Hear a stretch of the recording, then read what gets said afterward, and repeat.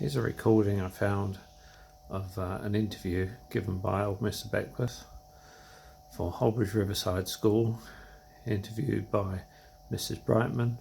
Would have been the early to mid 70s. Hope you find it interesting.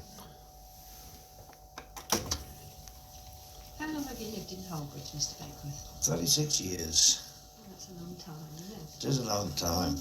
What are your earliest memories? I remember Hullbridge when I was a little boy living in Rayleigh. On a Sunday, once a year on a Sunday, we used to come to Hullbridge in a wagon of a pair of horses, about 30 children, to go to the River Crouch.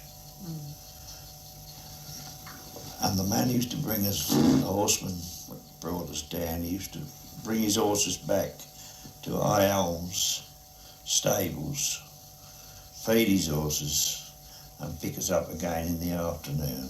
Can you tell us where was High Elms? High Elms is where Budgeon's stores is now, the corner of corner of Madden's Lane. Yeah. And the big pond there, all the buildings. Very pretty. And it was very nice then. And did you play in the river? And we all played in the river. And we all used to have our little pails and spades. And when we went home, we all got cockles and oysters. There was a lot in the River Crouch then. Yeah. And can you tell us what Hullbridge was like when you actually came to live here, when you were grown up? well, from Coventry Corner to Madden's Lane, it was lined with elm trees. Very pretty in the summertime, very shady. Not many houses. And that's 36 years ago. Yeah. Since then, all the elm trees are practically gone. Yeah. What's the school here? Oh yes, the school was here, the little school, what's still there now at the front, with where Ken used to play around the maypole and it in the front. Oh, so that big tree wasn't there? And the big tree wasn't there, no big tree there then. And the other side of the school, there was the schoolhouse, the master's house. And then the other side of that was a pair of wooden cottages, black wooden cottages. And the side of that was where Councillor Harrison lived in Black. yes, Wooden cottages. yeah, and the corner of Paul's Lane, there was a shop there where Mrs Jones used to live, and that was a boarded black wooden shop. I believe there was a ferryman, wasn't there? And there was the ferryman. There was a ferryman used to bring the school children over to the Hullbridge School from Woodham. The public house was there now, wasn't there. That was at the front side of the road. And there's still some of the other cottages there as well now, opposite. Tell us a little bit about the harvesting, how you used to do it. Well, when we first came here, we kept cows and we had a milk round in Hullbridge and Rayleigh. And the chaps that on the milk round during the summer months, they used to help with haymaking and the harvest between time.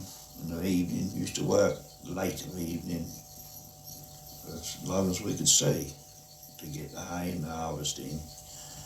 But Did you have tractors? with no tractors, we had the horses, cart horses, and of course we we used to cut our hay with a mower, 2 horses on the mower, and then we used to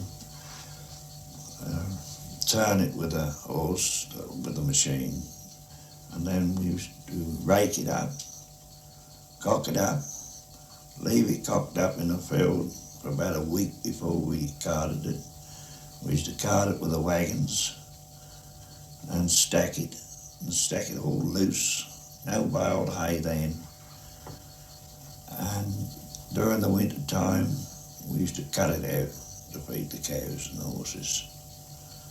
But the corn, the harvest, we used to cut around the field with a scythe in the wheat field, oat or barley fields, with a scythe the whole way around the field to make room to get in with a binder. 2 horses, sometimes 3 horses on the binder. And that used to throw the sheaves out, already tied up for us.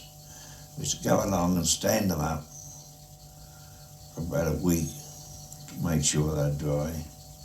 We used to stack them at the side of the lane, Madeline's Lane. We might have 8, 10, 12 corn stacks. And then during the winter months, the thrashing tackle came along as a big steam engine with the barn work. And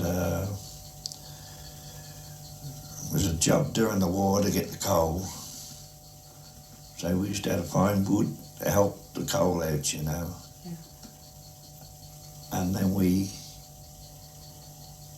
used to carry our corn sacks, 2 1/4 hundredweight. We had to carry them on our back, quite 50 to 75 yards to the building, and carry them up the steps in the loft and tip it. And hurry up back time I got back was another sack full. That was hot work. Yeah, very hot work. I bet they drank a lot of beer. They drank a lot of beer, yes, a lot of beer, a lot of rats, a lot of mice running out the corn stacks. Yes. And to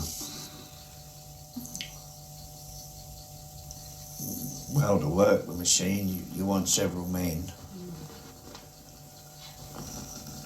And they used to do about 2 stacks before they moved off again to another farm and come back again. After about 6 weeks, they come back and do you 2 more stacks. They wouldn't do it all at once because you hadn't got the storage space, you see. How long does it take you to get the harvest in these days using your modern machine? Well, much, much quicker. There wasn't no such thing as a combine, or not round this way. Not until afterwards. And we found, as soon as we bought a combine, everything was so much easier. Less men wanted. And no horses. And the horses disappeared. Yes.